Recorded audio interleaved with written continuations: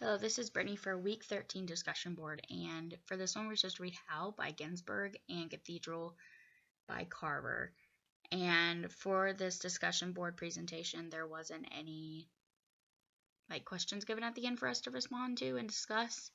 So I'm just going to discuss how some aspects of how have related to a topic that we've been talking about for the past couple of weeks. The topic that I want to discuss is the Beat generation and the Beat movement that was talked about with the stories that we read last week, most certainly the story Vixer.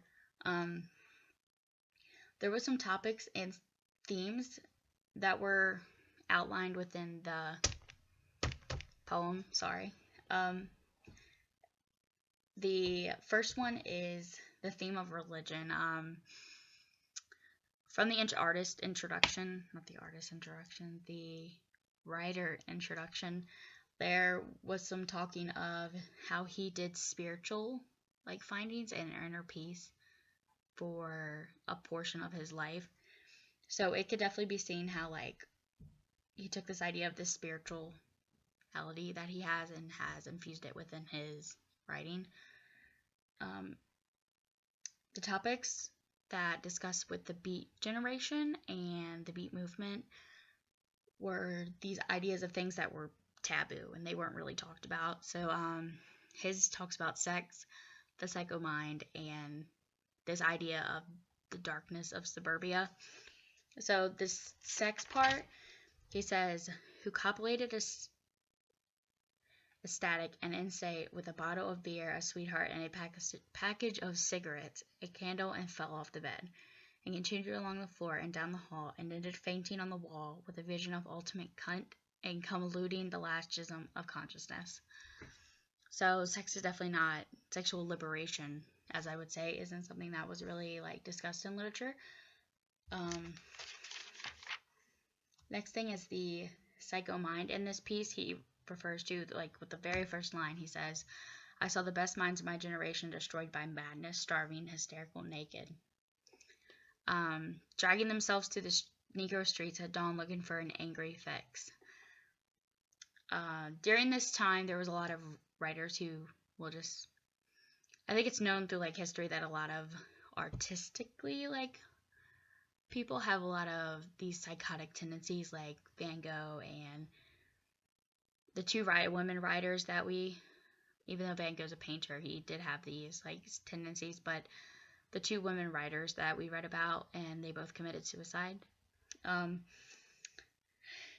I think he's just referencing to the fact that these people weren't seen as artistic people at all, well, until now, because of these issues that they had. And he also refers to lobotomies in his piece, so I think that definitely is something that wasn't really talked about. It was kind of this psychosis idea was kind of kept under the sheets. It wasn't really popularized or anything. And there was also the talk of suburbia. I wouldn't say his poem is dark at all. I mean, it has dark parts, but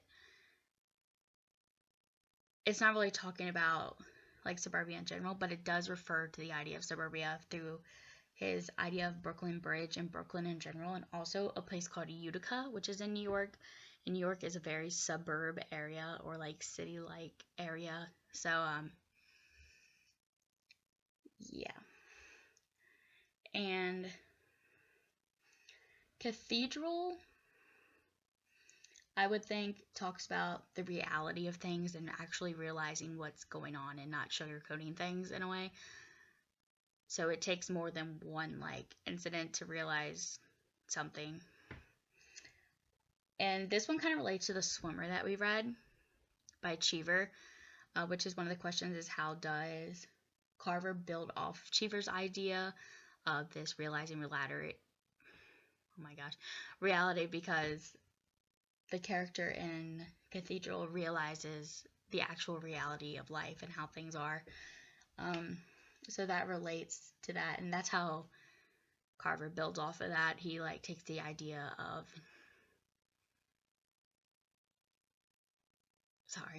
Cheever's building off of the realization of how reality is and how things are. and putting them into a story of how like the person in the story realizes how things are within his society and the world.